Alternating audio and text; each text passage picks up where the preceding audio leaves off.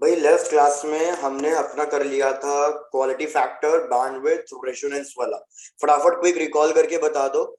LCR circuit में हमारे पास current calculate करने का क्या फॉर्मूला था?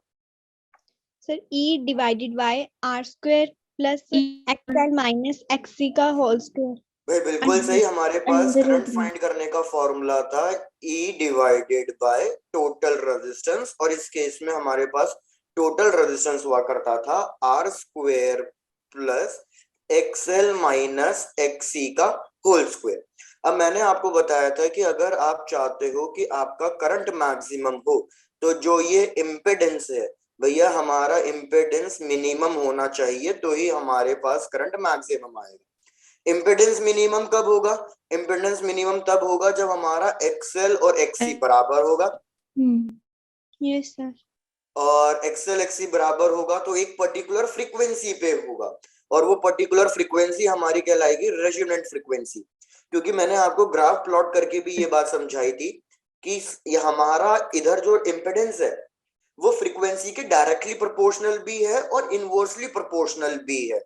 तो अगर मैं एक ग्राफ ड्रॉ करूं बिटवीन करंट एंड फ्रीक्वेंसी, तो हमें दिख गया था कि यार जैसे जैसे फ्रीक्वेंसी इंक्रीज करेंगे करंट इंक्रीज कर रहा था, वो अपनी एक पीक वैल्यू पे पहुंचेगा और उसके बाद फिर से करंट डिक्रीज करने लग जाएगा। ये वाली फ्रीक्वेंसी जिसपे करंट मैक्सिमम आ रहा है ये होगी हमारी रेजोनेंट फ्रीक्वेंसी। भैया रेजोनेंट फ्रीक्वेंसी का फॉर्मूला बता दो फटाफट। 1/2 पाई रूट LC। भाई very good, 1/2 pi root LC। फिर मैंने आपको बताया था कि हम लेकिन एक ब्रॉडनेस देखेंगे इस ग्राफ की, लेकिन ब्रॉडनेस के लिए हमें कौन सी वैल्यू लेनी है? हमें IRMS वैल्यू लेनी है जहां पे हमें पीक बाय √2 टाइम्स मिले। तो वो दो पर्टिकुलर फ्रीक्वेंसी पे मिलेगा, F1 एंड F2। और ये F1 और F2 के बीच का जो डिफरेंस है ये हमारा क्या कहलाएगा? बैंडविड्थ कहलाएगा। ये क्लियर है? अब यस ग्राफ कितना ज्यादा शार्प है या कितना ज्यादा ब्रॉड है वो एक क्वालिटी था जिसका टर्म था हमारे पास क्वालिटी फैक्टर। ये ग्राफ जितना नैरो होगा मतलब उतनी ही ज्यादा हमारी क्वालिटी आएगी, बैंडविड्थ उतना कम आएगा। भैया क्वालिटी फैक्टर का भी फॉर्मूला बता दो फटाफट। Q equals to 1/R √L/C। भाई बिल्कुल सही।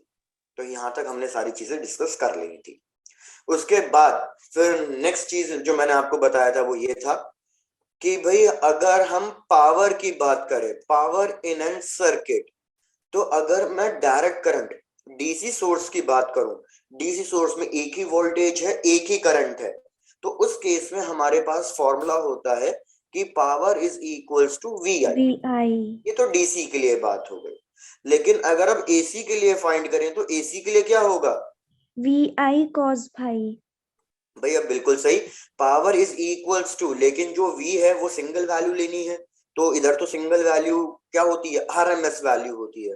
तो VRMS IRMS, और इनके बीच में जरूरी नहीं कि डिफरेंस सेम हो, तो इसलिए एक ये डिफरेंस वाला term that is cos phi। और मैंने बोला था यही आपका डिसाइड करके बताएगा कि पावर कितनी आ रही है।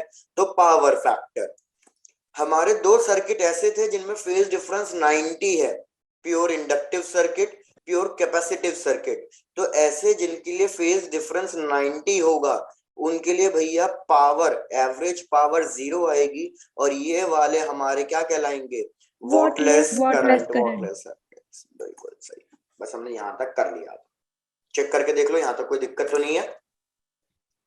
No sir. डन। तो एक क्वेश्चन दे रहा हूं भैया, क्वेश्चन ट्राई करना है आप लोगों को। Okay sir. डन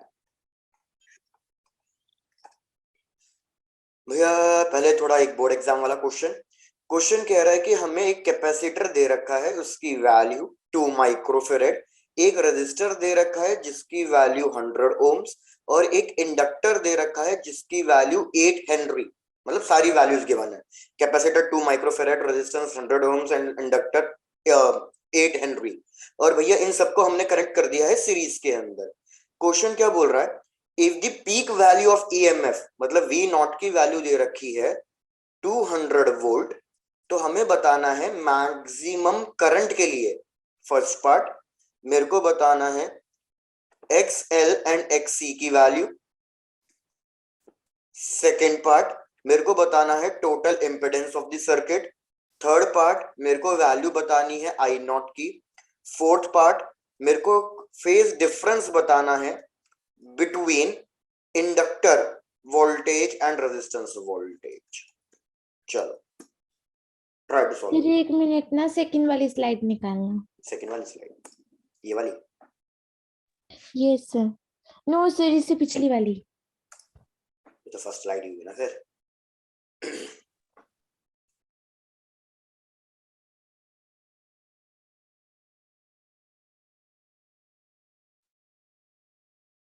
यस हो गया।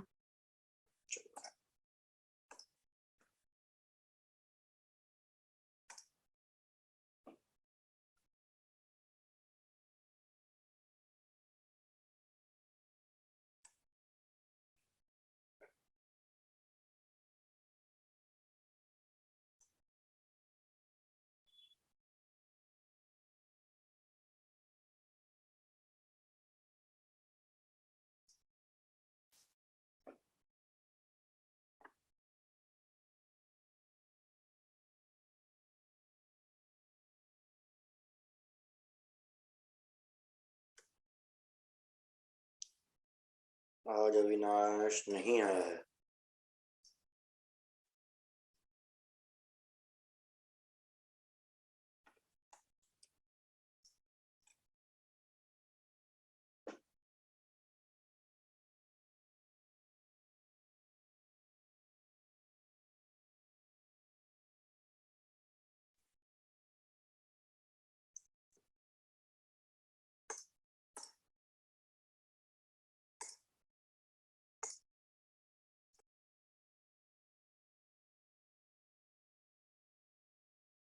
भाई जैसे जैसे आंसर आते जाएं बताते चले जाओ।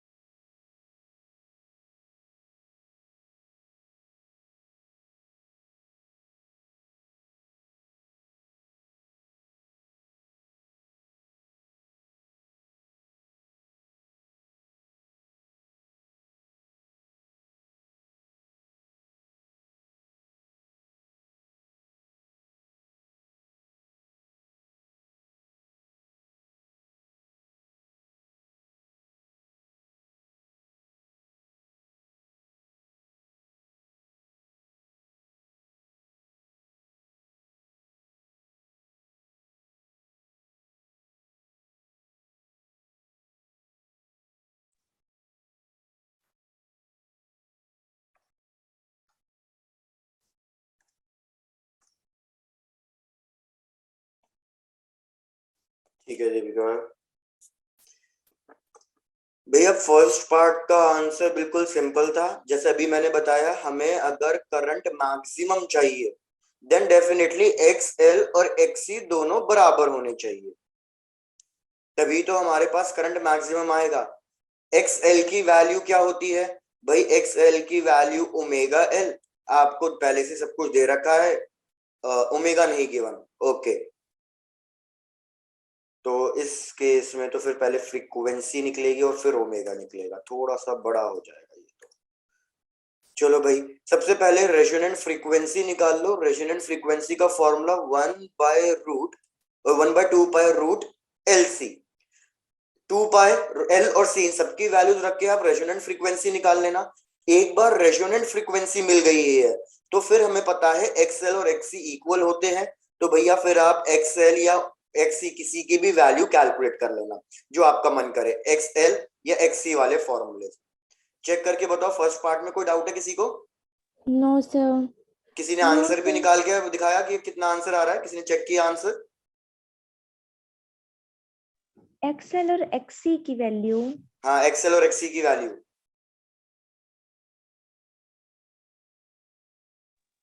नो सर सर नहीं आई। by 4 pi I. भैया मेरे को जो एक्सएल एक्सी की वैल्यू गिवन है वो गिवन है दैट इज 2000 ओम्स। रुको आउट चेक ही कर लेते हैं।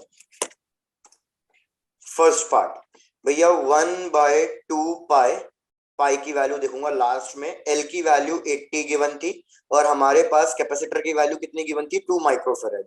तो ये हो गया 2 × 10⁻⁻6, ये हो जाएगा हमारे पास। फिर 1/2 पाई रूट भैया 160, लेकिन ये तो फिर गड़बड़ देगा, इंटू 10⁻⁻6, -6 का -3, लेकिन 160 का गड़बड़ देगा आपको। भाई अप्रोक्सीमेट वैल्यू ही आपको कैलकुलेट करनी पड़ेगी। एक काम कर दो, कैलकुलेशन छोड़ दो, आप सिर्फ एक बार चेक कर लो आपको स्टेप्स क्लियर हैं या नहीं। Yes sir. डन। कि पहले रेजोनेंट फ्रीक्वेंसी निकाल लेना, रेजोनेंट फ्रीक्वेंसी के बाद ओमेगा एल या 1/ωc करके किसी एक से एक्सएल या एक्सी की वैल्यू निकालनी है। दोनों की वैल्यू सेम होगी क्योंकि मैक्सिमम करंट। 4√10 आएगा इसका अगर इसको सॉल्व करेंगे। ठीक है, डन। हाँ जी। √10 है तो √10 को पाई लिख लो, √10 कैन बी सब्स्टिट्यूटेड एज पाई, फिर सॉल्व हो जाएगा। सेकेंड पार्ट, इंपेडेंस फाइंड करना है मैक्सिमम करंट के लिए। तो हमें पता है मैक्सिमम करंट के लिए इंपेडेंस किसके बराबर होता है? आर के, सिर्फ आर के बराबर। और रेजिस्टेंस की वैल्यू हमें पहले से ही गिवन है, दैट इज 100 ओम। तो सेकंड पार्ट तो ऐसे ही सॉल्व हो गया। थर्ड पार्ट, आई नॉट की वैल्यू चाहिए, तो ये भी एज इट इज सॉल्व हो गया। आई नॉट की वैल्यू होगी E0/Z, जेड की वैल्यू आर के बराबर ही है, और E0 की वैल्यू हमें गिवन है 200, तो 200 ये, तो हमारे पास आ गया maximum current 2 ampere. Yes sir, 2 ही आया. ठीक है दीपिका, एक बार चेक कर लो, आपका आंसर इसमें गलत आ रहा था। मैक्सिमम करंट हमारे पास आ रहा है 2 एम्पियर। Yes sir. उसके बाद फोर्थ पार्ट भी, मतलब फर्स्ट पार्ट में ही मेहनत थी कैलकुलेशन वाली, बाकी और किसी पार्ट में कुछ क्या वो नहीं है। फोर्थ पार्ट कह रहा है phase difference between VL and VR। तो यार मैंने आपको लास्ट क्लास में फेजर डायग्राम बताए थे, हमें पता है कि VR और VL के बीच में कितने का फेज डिफरेंस होता है? 90। वेरी गुड, 90 का फेज डिफरेंस होता है। भाई आई होप ये सबको याद होगा कि रेजिस्टेंस और इंडक्टर के बीच में 90 का फेज डिफरेंस, रेजिस्टेंस और कैपेसिटर के बीच में भी 90 का डिफरेंस। लेकिन अगर मैं आपसे पूछूं इंडक्टर और कैपेसिटर, फिर कितने का फेज डिफरेंस आएगा? 0। नहीं, 180 का डिफरेंस आएगा। 180। 180 बिल्कुल। क्यों? क्योंकि इसके अंदर हमारा VL लीड करता है, तो इसलिए ये आगे होता है। इसके अंदर हमारा VC लैग करता है, तो एक ऊपर और एक नीचे। तो इस केस में L और C का जो आएगा वो एग्जैक्टली एक दूसरे के अपोजिट आएगा। भैया फेजर डायग्राम फिर से चेक कर लो। ये हमारा अगर VR है तो हमारा VL यहाँ होता है और VC पीछे होता है।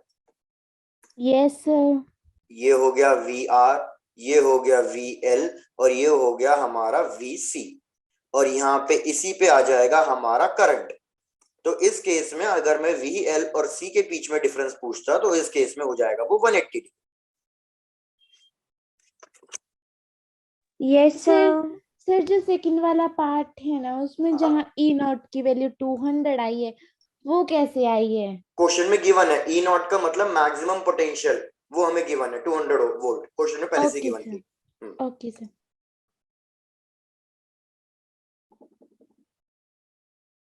हो गया सर। हो गया, चलो चलो यार, अब क्या कॉन्सेप्ट है? अब हमें एनर्जी के बारे में डिस्कस कर रहा है। एनर्जी यार, अगर आपको इलेक्ट्रोस्टैटिक्स का थोड़ा बहुत याद हो, अगर हम किसी भी कैपेसिटर से करंट को पास कराते हैं तो बेसिकली कैपेसिटर चार्ज को स्टोर करता है और कैपेसिटर पे एक एनर्जी आने लगती है which is called as electric field energy. और फॉर्मूला क्या है energy stored in a capacitor का? किसी को याद है formula for energy of a capacitor? भाई वेरी गुड। तो यार फिर से रिपीट कर रहा हूं, अगर हम कैपेसिटर को किसी भी बैटरी से या मतलब किसी भी एक सोर्स से कनेक्ट करते हैं तो भैया हमारे कैपेसिटर पे चार्ज स्टोर होने लग जाता है और हमारे कैपेसिटर में इलेक्ट्रिक फील्ड एनर्जी आने लग जाती है in a form of electric field, और इसका फॉर्मूला होता है हाफ CV स्क्वेयर, या फिर ये कह लो कि भैया Q square by 2C। Yes sir. ठीक। Yes, sir. सिमिलरली अगर हमारा एक रेजिस्टेंस कंसिडर किया जाए और रेजिस्टेंस से कोई करंट पास किया जाए तो भैया रेजिस्टेंस के अंदर एनर्जी लॉस होता है और हमारे पास एनर्जी आती है in a form of heat. जैसे कैपेसिटर के अंदर किसके फॉर्म में आई है, इलेक्ट्रिक फील्ड के फॉर्म में आई है। ध्यान देना, यह भी इंपॉर्टेंट चीज है। कैपेसिटर के केस में इलेक्ट्रिक फील्ड के फॉर्म में आई है, तो रेजिस्टेंस के केस में हीट के फॉर्म में एनर्जी आती है। इसके एनर्जी का फॉर्मूला क्या होता है, याद है किसी को हीट एनर्जी का formula, Joule's law of heating,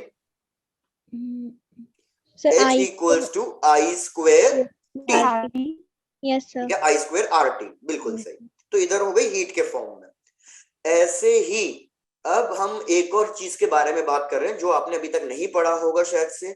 भैया अब हम बात कर रहे हैं इंडक्टर की। इंडक्टर का मतलब मैंने आपको बताया था, इंडक्टर, चोक कॉइल या स्मॉल सोलोनॉइड, शॉर्ट सोलोनॉइड, ये सारी एक ही बातें हैं। तो मेरे को बताओ, जब इंडक्टर से करंट पास होगा तो क्या इसमें कुछ ना कुछ एनर्जी आएगी या नहीं आएगी, और अगर इसमें एनर्जी आ रही है तो वो किस फॉर्म में आएगी? Magnetic field. भाई वेरी गुड, मतलब आपने ये चीज कर रखी है। तो यार जब हम इंडक्टर से करंट को पास करते हैं तो होता क्या है कि भैया वही वाला कॉन्सेप्ट कि whenever a current passing through a wire produces magnetic field. तो इस सोलेनॉइड के अंदर हमारे पास मैग्नेटिक फील्ड आना शुरू हो जाएगा। तो सोलेनॉइड के अंदर भी भैया हमारे पास एनर्जी आती है, लेकिन इधर एनर्जी आती है in form of magnetic field, याद रखना। तो इसका भी एक फॉर्मूला होता है एनर्जी। एनर्जी का फॉर्मूला क्या है ना इंडक्टर, तो भैया एनर्जी का फॉर्मूला होता है, लिख लो, हाफ LI स्क्वायर। क्या आपने ये चीज पढ़ा दी थी राकेश सर ने? Yes, sir. तो फिर चैप्टर में बचा ही क्या था, चैप्टर तो कंप्लीटेड ही था, यही तो था लास्ट टॉपिक, बस फिर चैप्टर में कुछ नहीं बचा था। वही बचा था, रेजोनेंस। ट्रांसफॉर्मर आपने क्या इतना लोड लिया, चलो ठीक है। तो हाफ LI स्क्वायर। अब कभी कभी क्या कॉन्सेप्ट आ जाता है कि हमें एनर्जी कंजर्वेशन प्रूफ करनी होती है। जैसे आपने क्या, चेक करके बताओ, क्या आपने LC ऑसिलेशन पढ़ लिया था? Yes sir. भाई वेरी गुड। LC ऑसिलेशन का बस एक क्विक वो दे देता हूं भैया। LC ऑसिलेशन को हम प्योर वो मानते हैं, मतलब नो रेजिस्टेंस सर्किट। हमने यहाँ पे कैपेसिटर लिया होता है और एक इनिशियली जिसको पूरा चार्ज किया होता है, और यहाँ पे एक इंडक्टर। भैया आई रिपीट, पहले कैपेसिटर पूरा का पूरा चार्ज होता है, तो कैपेसिटर हमारा as a source of current का काम करता है। तो और यहाँ पे लगा दिया हमने इंडक्टर। तो स्टार्टिंग में क्या होता है, कैपेसिटर करंट प्रोवाइड करता है और खुद को डिस्चार्ज करता है। तो हमारी करंट की डायरेक्शन स्टार्टिंग में ये वाली होगी। तो ये क्या डायरेक्शन है, ये डायरेक्शन हो गई हमारे पास क्लॉकवाइज। फिर जैसे जैसे कैपेसिटर डिस्चार्ज होने लग जाता है भैया, इंडक्टर पे मैग्नेटिक फील्ड एनर्जी आना शुरू हो जाती है। फिर हमारा inductor as a source of current बन जाता है। फिर जब inductor as a source of current बनेगा तो फिर वो कैपेसिटर को फिर से करंट प्रोवाइड करके कैपेसिटर को फिर से क्या कर देगा, वो चार्ज कर देगा। लेकिन कैपेसिटर की फिर पोलैरिटी चेंज हो जाएगी। एक साइकिल के बाद कैपेसिटर की पोलैरिटी चेंज हो जाएगी। जैसे ऊपर पहले पॉजिटिव था और नीचे नेगेटिव था, अब ऊपर नेगेटिव और फिर नीचे पॉजिटिव। तो फिर जब कैपेसिटर फिर से पूरा चार्ज होगा तो ये फिर से सोर्स ऑफ करंट बनेगा, लेकिन अब की बार ये करंट की डायरेक्शन क्या होगी, एंटी क्लॉकवाइज डायरेक्शन। तो इस तरीके से अगर मैं रेजिस्टेंस को 0 मानूं तो भैया नो हीट लॉस कुछ नहीं होगा। तो इस तरीके का ऑसिलेशन कि पहले करंट क्लॉकवाइज फिर एंटी क्लॉकवाइज फिर क्लॉकवाइज फिर एंटी क्लॉकवाइज, ये करंट का ऑसिलेशन चलता रहेगा। और इस करंट का ऑसिलेशन बेसिकली एनर्जी का ऑसिलेशन है ये, कि पहले कैपेसिटर की एनर्जी थी, फिर वो ट्रांसफर हुई इंडक्टर को, फिर इंडक्टर की एनर्जी ट्रांसफर हुई कैपेसिटर को। So it is called as energy oscillation LC circuit में। भैया सबको ये चीज क्लियर है? Yes sir. तो बस क्या इसमें आपने इसमें मैथमेटिकल डेरिवेशन करी है कि हम कैसे प्रूव करेंगे कि इनिशियल एनर्जी और हमेशा टोटल एनर्जी सेम रहेगी? स्कूल में की थी। स्कूल में की थी, ठीक है डन। किसी को वो पार्ट समझाना है क्या? No sir. नहीं डेरिवेशन आप कर भी लोगे, वो इंपॉर्टेंट डेरिवेशन भी नहीं है। अब जो आपका एक लास्ट टॉपिक जो आप कह रहे हो मिस हो गया है, उसको समझा देता हूँ। बिल्कुल फुद्दू सा टॉपिक है, दैट इज ट्रांसफॉर्मर। चलो आ जाओ ट्रांसफॉर्मर पे। भाई ट्रांसफॉर्मर कौन से प्रिंसिपल पे बेस्ड है अगर मैं बात करूं तो भैया ट्रांसफॉर्मर अगर देखा जाए हमारा म्यूचुअल इंडक्शन के ऊपर बेस्ड है। म्यूचुअल इंडक्शन, या फिर ये भी कह सकते हो कि हमारा ईएमआई मतलब हम करंट को इंड्यूस करा रहे हैं जब भी उसके अंदर चेंज इन मैग्नेटिक फील्ड पास करेगी। तो आओ डायग्राम देख लो भैया। ट्रांसफॉर्मर आप सबने प्रैक्टिकल लाइफ में देखा होगा। ट्रांसफॉर्मर हमारे पास दो टाइप के होते हैं, एक होता है शेल टाइप ट्रांसफॉर्मर और एक होता है कोर टाइप ट्रांसफॉर्मर। जनरली आप सबने ये वाला ट्रांसफॉर्मर देखा होगा। भैया ये हमारे ट्रांसफॉर्मर का सेटअप है। ये बहुत सारी मेटल शीट है जो एक के साथ एक चिपकाई गई है। भैया क्या सबने ट्रांसफॉर्मर कभी देखा है? देखा है। ठीक है, मैं रिपीट कर देता हूँ। हमारे पास है ना ऐसे हॉलो स्क्वायर स्ट्रिप्स है, ये स्क्वायर स्ट्रिप्स है, हॉलो मेटल प्लेट्स है, ये बीच में हॉलो है। ये ऐसे हम बहुत सारी शीट एक साथ चिपकाते रहते हैं ताकि ये थोड़ा सा क्यूबॉइडल स्ट्रक्चर बन जाए। अब हम एक सिंगल शीट क्यों नहीं ले रहे हैं मोटी, इंस्टेड पतली पतली बहुत सारी शीट को चिपका क्यों रहे हैं? क्या किसी को इसका आइडिया है? ताकि हर जगह पे अंदर तक करंट हो। नहीं, आप कॉन्सेप्ट को समझो जो मैं समझाना चाह रहा हूं। मैं कहना चाह रहा हूं कि जैसे मेरे पास ये एक पतली प्लेट है, ऐसे मैं बहुत सारी प्लेट लूंगा और इनको ज्वाइन करके थिकनेस दूंगा। तो क्वेश्चन ये कि बहुत सारी प्लेट को कंबाइन करके थिकनेस देने की क्या जरूरत है, एक सिंगल थिक प्लेट ले क्यों के काम क्यों नहीं कर रहे हैं? तो आपको ये पता होना चाहिए कि अगर आप एक सिंगल थिक मटेरियल ले लोगे तो उस केस में हमारा एडी करंट्स बहुत ज्यादा हाई प्रोड्यूस होगा। अगर बहुत ज्यादा Yes, high eddy sir. Currents produce हो रहे हैं तो बहुत ज्यादा हीट लॉस होगा। इतना ज्यादा हीट लॉस होगा कि ये पूरा मटेरियल ही मेल्ट हो जाएगा। तो इसलिए एडी लॉस को कम करने के लिए पूछा जाता है ट्रांसफार्मर में। तो Yes, एडी sir. करंट्स को रिड्यूस करने के लिए हम एक सिंगल थिक शीट नहीं लेंगे, हम बहुत सारी पतली पतली शीट्स लेंगे और उनको ज्वाइन करके थिकनेस देंगे। क्या सबको पहली चीज क्लियर है? Yes, sir. Clear है। डन। अब हमने क्या किया भाई, यहाँ पे हमने एक कॉइल कनेक्ट कर दिया जिससे हमारा करंट आ रहा है। ठीक है, ये होगा हमारा प्राइमरी कॉइल। प्राइमरी कॉइल मतलब जैसे कह लो कि हमारे पास करंट आ रहा है और हमें पता है कि हमारे पास करंट कैसा आ रहा है, डायरेक्ट तो आ नहीं रहा, हमारे पास तो ऑल्टरनेटिंग करंट आ रहा है। पीसी का मतलब समझ जाना, प्राइमरी कॉइल। इस प्राइमरी कॉइल के अंदर सपोज नंबर ऑफ टर्न्स कितने हैं? N1, total number of turns N1 है। और इधर जो ईएमएफ आ रहा है, सपोज भैया उस ईएमएफ की वैल्यू मैंने ले ली E1, ऑल्टरनेटिंग है तो E1 मतलब आरएमएस वैल्यू की बात कर रहा हूं। आई होप क्लियर होगा ये चीज। तो Yes, sir. भैया फिर से याद दिला दूं, अगर ऑल्टरनेटिंग करंट आ रहा है या ऑल्टरनेटिंग सोर्स है तो मतलब ईएमएफ और करंट की वैल्यू चेंज होनी चाहिए। अगर हम एक सिंगल वैल्यू लिख रहे हैं जैसे E1 तो समझ जाना कि भैया ये आरएमएस वैल्यू की बात कर रहे हैं। अब यार अभी जस्ट बताया मैंने आपको इंडक्टर में, अगर इससे एक सोलोनॉइड से अगर हमारे पास करंट फ्लो करेगा तो ये सोलोनॉइड बनाएगा मैग्नेटिक फील्ड, तो ये इसकी मैग्नेटिक फील्ड प्रोड्यूस हो जाएगी। लेकिन अब ये मैग्नेटिक फील्ड क्या करेगी, ये इस मटेरियल के अंदर अंदर बाउंडेड हो जाएगी। तो ये मैग्नेटिक फील्ड इस तरीके से कॉन्सेंट्रिक लूप्स बनाना शुरू कर देगी। ये हमारी मैग्नेटिक फील्ड है, पूरे मटेरियल के अंदर हो जाएगी। जैसे आपने अगर टोरॉइड पढ़ रखा हो तो पूरे टोरॉइड के अंदर वो स्टोर हो जाती है। अब Yes, यहाँ पे sir. हमने क्या कनेक्ट किया, यहाँ पे हमने अपनी एक दूसरी कॉइल कनेक्ट करी जो बेसिकली हम आउटपुट ले रहे हैं। याद रखना ये हमारा कंसीडर किया जाएगा इनपुट। यहाँ Yes, पे हमने sir. एक और कॉइल कनेक्ट करी जिसके अंदर हम करंट प्रोड्यूस कराएंगे म्यूचुअल इंडक्शन से। तो यहाँ पे हो गया हमारे पास, ये कहलाएगी secondary coil which is called as output. Output. आपको आउटपुट कैसा मिलेगा, क्या डायरेक्ट मिलेगा या ऑल्टरनेटिंग मिलेगा? बताओ सोच के। Directly. भैया डायरेक्ट क्यों मिलेगा? एक बात बताओ, आपने सिर्फ म्यूचुअल इंडक्शन कराया है, इसमें करंट प्रोड्यूस था, आपने दूसरे वाले में इंड्यूस करा दिया with the help of change in magnetic field. भैया थोड़ा भावनाओं को समझो। कॉइल 1 की बात करो भैया, अगर मैं कॉइल 1 की बात करूं, हमारे पास कॉइल 1 में ऑल्टरनेटिंग करंट है। किसी को फॉर्मूला याद है? What is the formula for magnetic field in a solenoid? MB cos theta.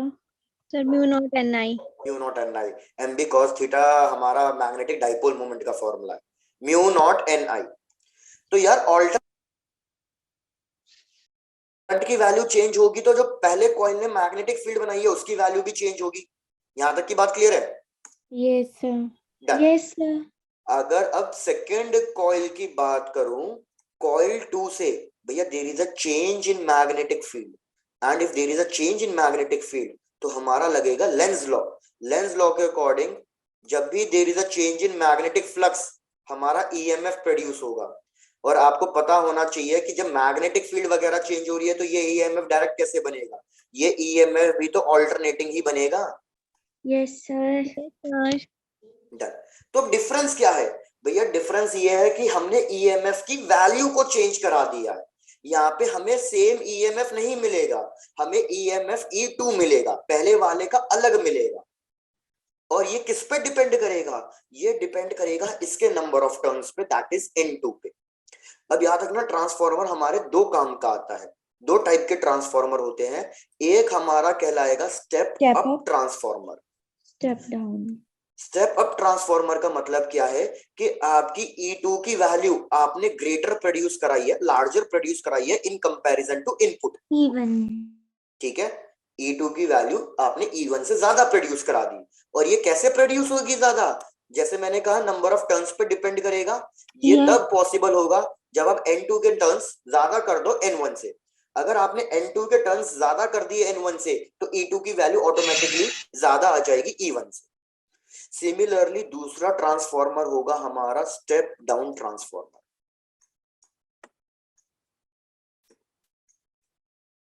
Step down transformer में E2 की वैल्यू E1 से छोटी आएगी। और यूजुअली आप मेजॉरिटी केसेस में यही यूज करते हो, स्टेप डाउन ट्रांसफॉर्मर यूज करते हो, क्योंकि भाई आपके पास पहले से ही बहुत हाई करंट आ रहा है, इतनी आपको रिक्वायरमेंट ही नहीं है।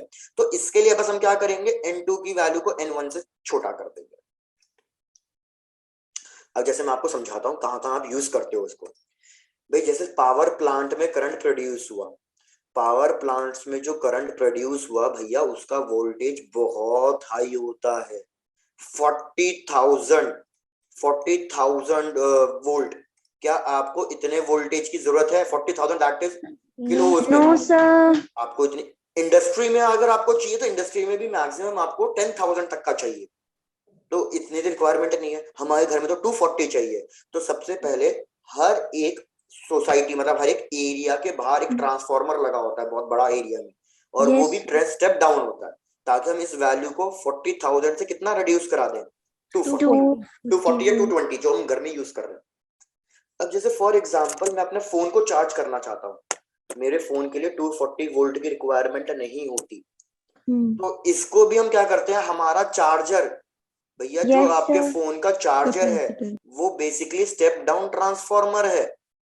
अगर आप उस चार्जर को कभी भी ओपन करोगे आपको ये वाला कॉइल दिख जाएगा उसके अंदर साफ।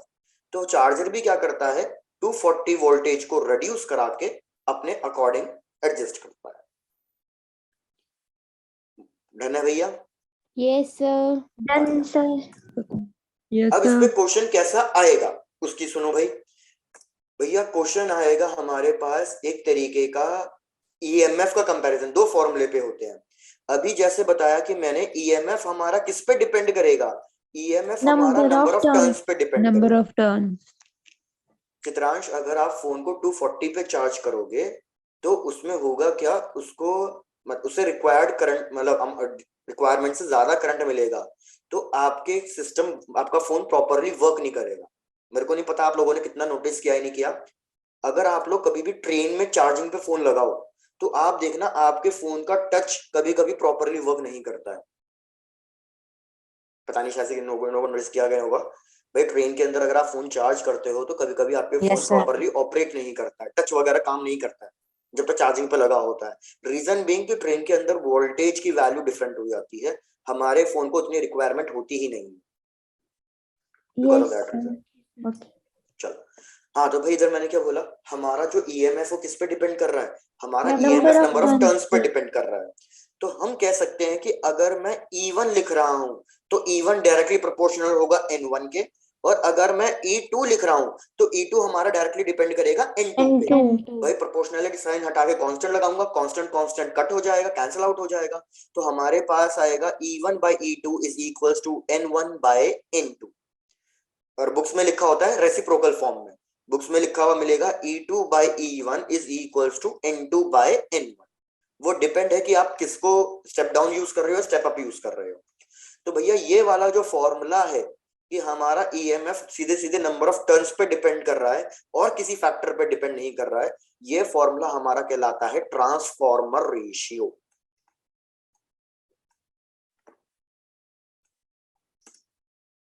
Transformer ratio.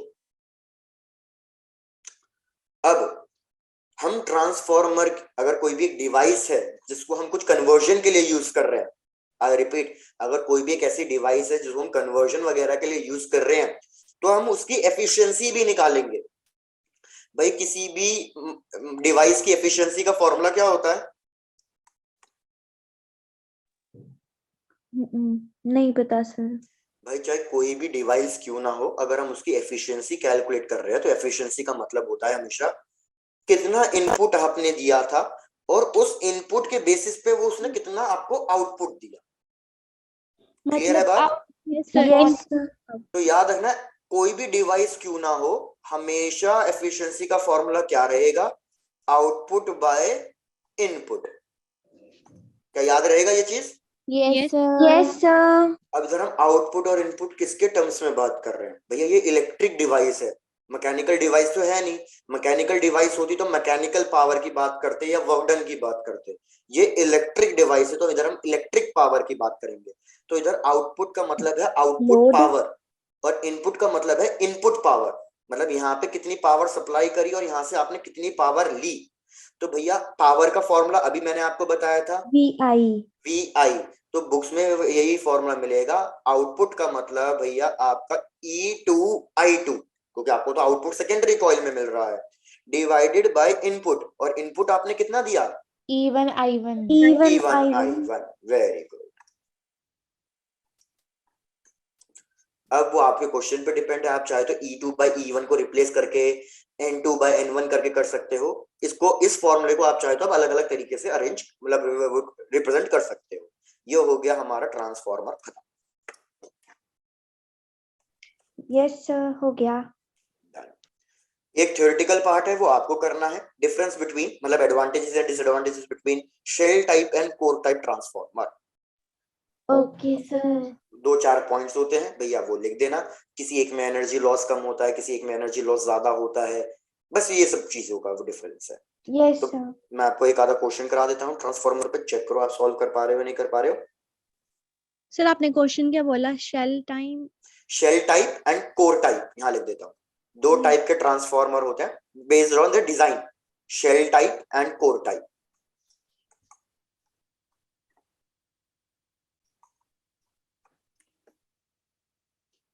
जैसे कोर टाइप में भी बता देता हूँ डिजाइन क्या होता है। कोर टाइप में हमारे पास बीच में ही दोनों वो लगी होती है, दोनों कॉइल्स एक के ऊपर एक ओवरलैप्ड हो रखी होती है। और यूजली जो हम जैसे इलेक्ट्रिक डिवाइस यूज करते हैं उसमें यही होता है, जैसे ट्रिमर्स वगैरह छोटे छोटे, ये आपकी यहाँ पे प्राइमरी कॉइल होगी, इसी के ऊपर आपकी यहाँ पे सेकेंडरी कॉइल होगी। भैया इसमें क्या एडवांटेज होगा, क्या कोई बता सकता है कि एक के ऊपर एक ओवरलैप करने से क्या एडवांटेज मिल सकता है मेरे को? कम हीट लॉस। म्यूचुअल इंडक्शन सबसे ज्यादा होगा, क्योंकि एक की जो मैग्नेटिक फील्ड प्रोड्यूस हो रही है वो पूरी की पूरी दूसरे से क्रॉस करेगी। Yes sir. यार भाई mutual induction orientation of 2 coils पे भी तो डिपेंड करता है। अगर जैसे एक कॉइल में ऐसे रख रहा हूं और एक कॉइल ऐसे रखूं तो क्या इनके बीच में म्यूचुअल इंडक्शन होगा? नहीं। क्योंकि इसकी सारी फील्ड तो ऐसे बनेगी, जैसे मेरा ब्लैक पेन है, और अगर मैं कॉइल को ऐसे रख रहा हूं तो भैया इसमें तो कोई फील्ड क्रॉस ही नहीं करेगी, तो म्यूचुअल इंडक्शन नहीं होगा।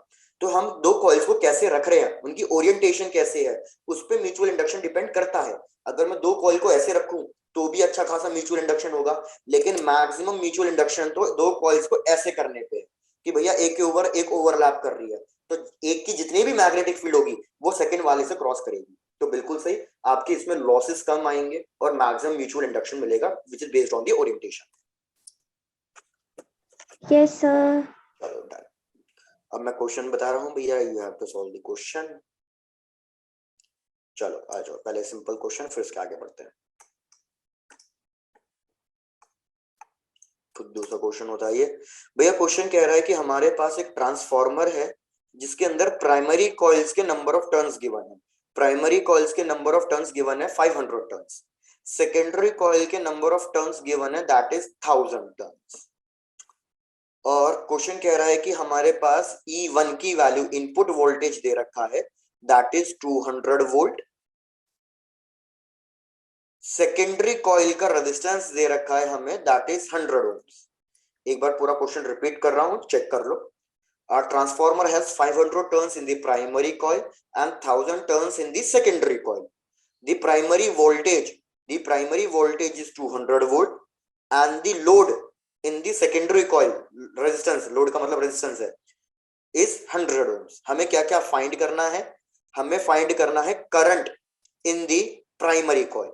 I1 की वैल्यू कैलकुलेट करनी है, current in the primary coil. Question ने एक हिंट दिया हुआ है। क्वेश्चन कह रहा है assume this transformer to be ideal transformer. अब ये चीज भी बता देता हूं, आइडियल ट्रांसफॉर्मर का इधर मतलब क्या है। आइडियल ट्रांसफॉर्मर मतलब एक आइडियल डिवाइस। भैया एक आइडियल डिवाइस की एफिशिएंसी कितनी होनी चाहिए? सर 0। एफिशिएंसी 0 होगी तो वो कन्वर्ट क्या कर रहा है? कुछ भी नहीं। मैक्सिमम। तो आइडियल कैसे हुआ वो? मैक्सिमम। आइडियल मतलब भैया जो कहते हैं ना बिल्कुल कि परफेक्ट। तो भैया देखो परफेक्ट डिवाइस क्या होगी? एक परफेक्ट डिवाइस वो 100%। होगी जिसकी वेरी गुड, जिसकी एफिशिएंसी 100% हो। एफिशिएंसी 100% का मतलब एफिशिएंसी 1 हो।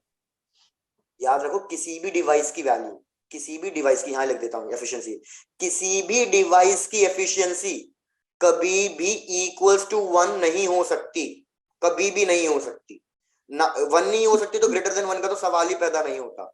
लेस देन 1 नहीं होगी। हमेशा एफिशिएंसी लेस देन 1 होगी, क्योंकि कोई भी ऐसी डिवाइस आज तक बन ही नहीं सकती, क्योंकि हमेशा एनर्जी लॉस होंगे ही होंगे।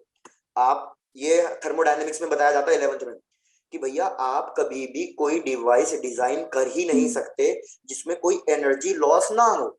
और अगर एनर्जी लॉस हो रहे हैं तो कभी भी भैया आउटपुट इनपुट से बड़ा आ ही नहीं सकता। तो एफिशिएंसी ग्रेटर देन 1 या इक्वल टू 1 हो ही नहीं सकती। आउटपुट आपका हमेशा इनपुट से छोटा ही होगा बिकॉज ऑफ एनर्जी लॉसेस। तो एफिशिएंसी की वैल्यू हमेशा क्या होती है? लेस देन 1 ही लेस होती देन है, 1। ये याद रखना। लेकिन इसने बोल दिया आइडियल। आइडियल ट्रांसफॉर्मर का मतलब है नो एनर्जी लॉस, जो कि पॉसिबल नहीं है। तो ये हाइपोथेटिकल है, इमेजिनरी है। नो एनर्जी लॉस, तो एफिशिएंसी 1 के बराबर आई। एफिशिएंसी 1 के बराबर आई मतलब E2I2 आउटपुट पावर किसके बराबर हो जाएगा? Input input power power. I1। मैंने इतना ही आपको बता दिया है, अब सॉल्व करना शुरू कर दो। आपके पास E2 की वैल्यू है, N1 N2 है और R2 है। कैसे भी भैया कैलकुलेट करो बाकी वैल्यूज और मेरे को I1 की वैल्यू। चलो लोगों काम करो।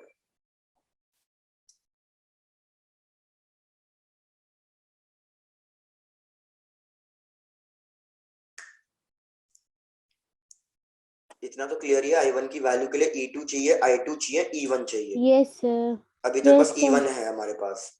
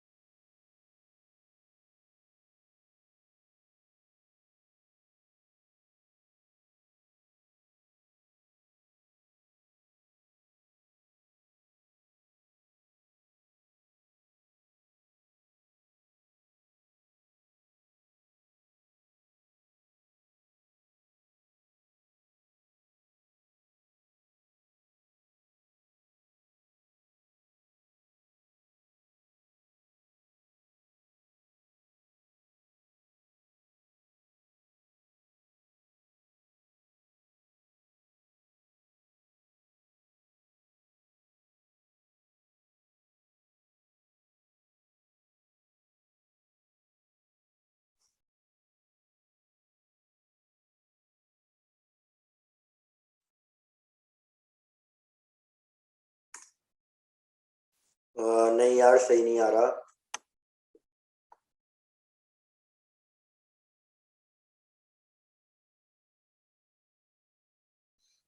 हाँ, सभी चित्रांश, ये तो नहीं पता था, तुमने आज तक किसी ने बोला भी नहीं।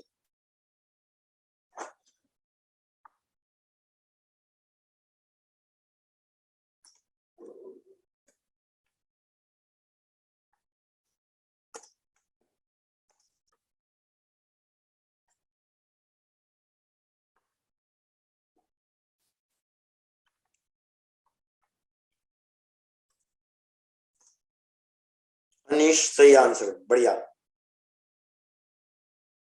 भाई मेजोरिटी चिंता के आंसर 4 क्यों आ रहा है? 4 आंसर गलत है। आंसर आना चाहिए 8 एम्पियर्स। आ गया सर। आ गया, चलो हाँ बढ़िया। जी। चलो तो आओ भाई, कैलकुलेट करके दिखाता हूँ। सबसे पहले हम निकालेंगे E2 की value with the help of transformer ratio.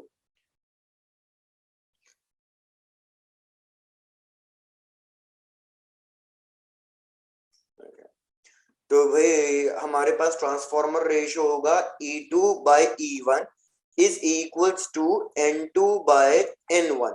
तो E2 की वैल्यू हो जाएगी हमारे पास, N2 की वैल्यू 1000, N1 की वैल्यू 500 इंटू E1 की वैल्यू 200।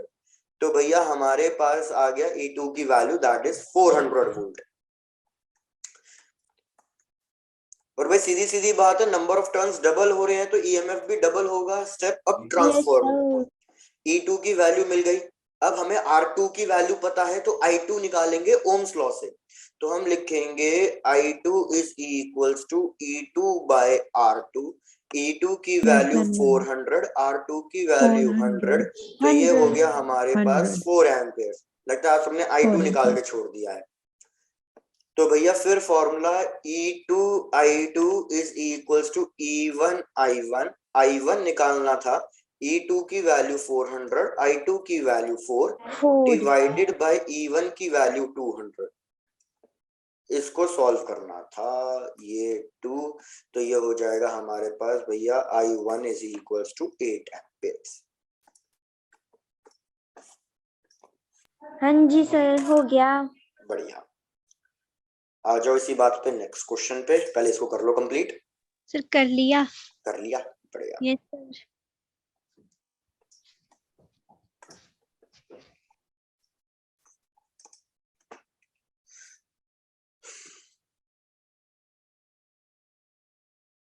क्वेश्चन कह रहा है कि भैया हमारे पास फिर से वही आइडियल ट्रांसफॉर्मर बोल रखा है क्वेश्चन ने, कि हमारे पास एक आइडियल ट्रांसफॉर्मर है जिसके प्राइमरी कॉइल्स का नंबर ऑफ टर्न्स हमें गिवन है कि primary coil has a turns 100, number of turns 100।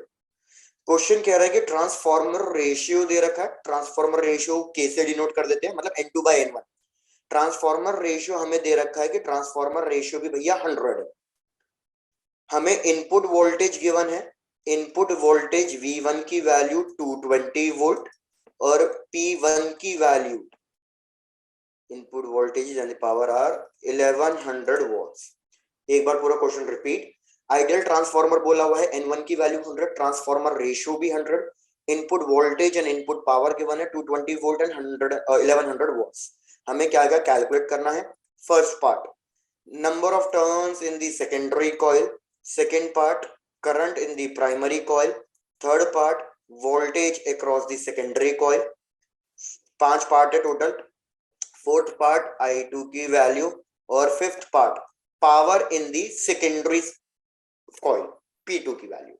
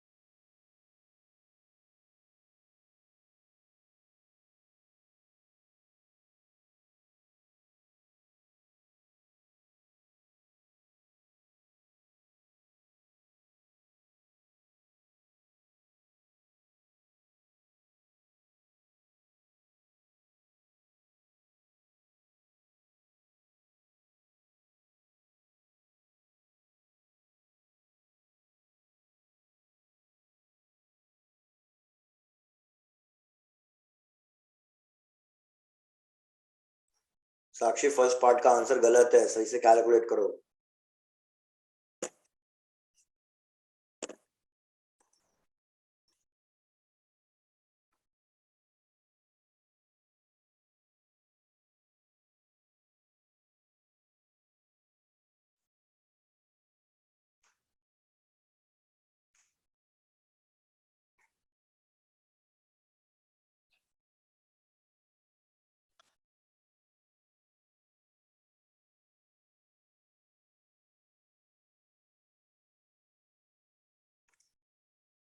भाई क्या हो गया, सॉल्व नहीं कर रहे क्या? अब तक सर तो कर आंसर आ रहे रहा था। कर रहे कर रहे, सर। ठीक है, डन डन डन।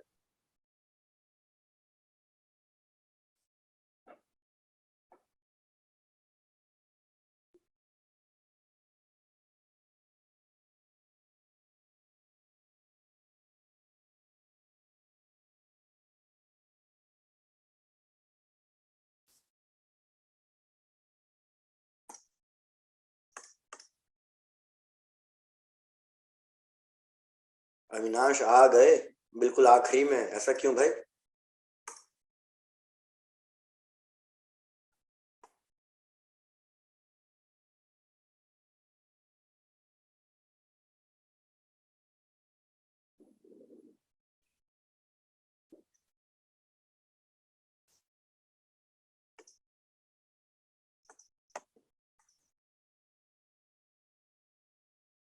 अच्छा अविनाश, आप सेकंड का आंसर बता रही हो दीपिका मैडम, सेकंड का आंसर बिल्कुल सही है। फर्स्ट का आंसर कशिश गलत है।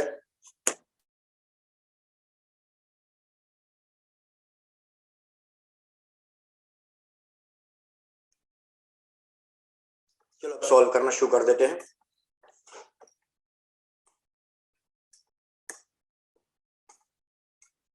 भाई लगता है आपने क्वेश्चन को समझा नहीं। ट्रांसफॉर्मर रेशियो दे रखा है, के का मतलब होता है, मैंने बताया ना, N2/N1।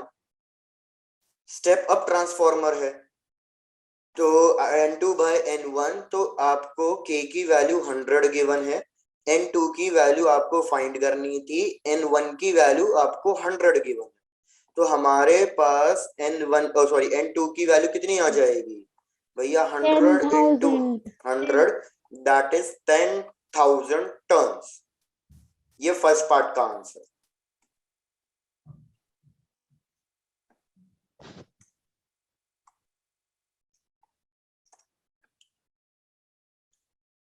और अगर स्टेप डाउन ट्रांसफॉर्मर होता तो ये वैल्यू 1 आती, क्योंकि फिर के की वैल्यू हो जाती N1/N2। सेकेंड पार्ट, I1 की वैल्यू कैलकुलेट करनी है भैया हमें, लेकिन अब I1 की या तो ओम्स लॉ पता होता, लेकिन रेजिस्टेंस नहीं पता, तो हम पावर का फॉर्मूला यूज करेंगे कि P1 is equals to E1/I1। तो I1 की वैल्यू निकल के आ जाएगी P1/E1। P1 की वैल्यू है 1100 डिवाइडेड बाय E1 की वैल्यू है 220। तो भैया 11 इंटू 2 और 11 10, यह हमारे पास आ जाएगा 5 एम्प।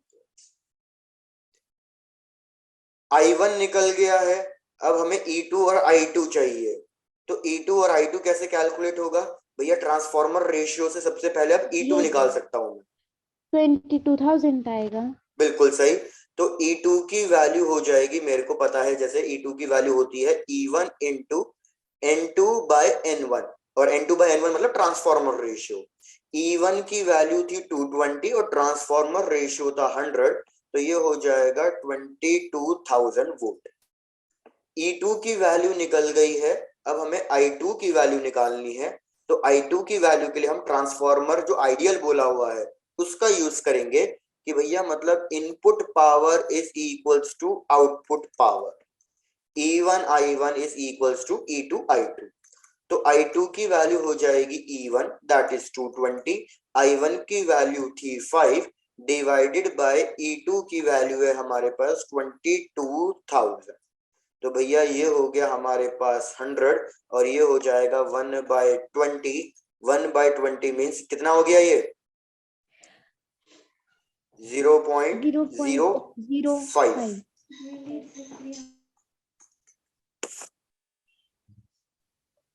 0.05 एम्पेयर्स। Yes sir. फिर फिफ्थ पार्ट क्या था? फिफ्थ पार्ट था आपके पास कि आपको कैलकुलेट करना है आउटपुट पावर। अरे जब क्वेश्चन ने आइडियल ट्रांसफॉर्मर बोल दिया है तो इनपुट और आउटपुट दोनों बराबर ही तो हैं, और इनपुट पावर तो हमें दे ही रखी है, दैट इज 1100 वॉट्स, तो आउटपुट पावर भी यही होगी, दैट इज 1100 वॉट्स। तो क्वेश्चन खत्म। Yes sir. बिल्कुल। हाँ विनाश, कल भी मेरी ही क्लास होगी।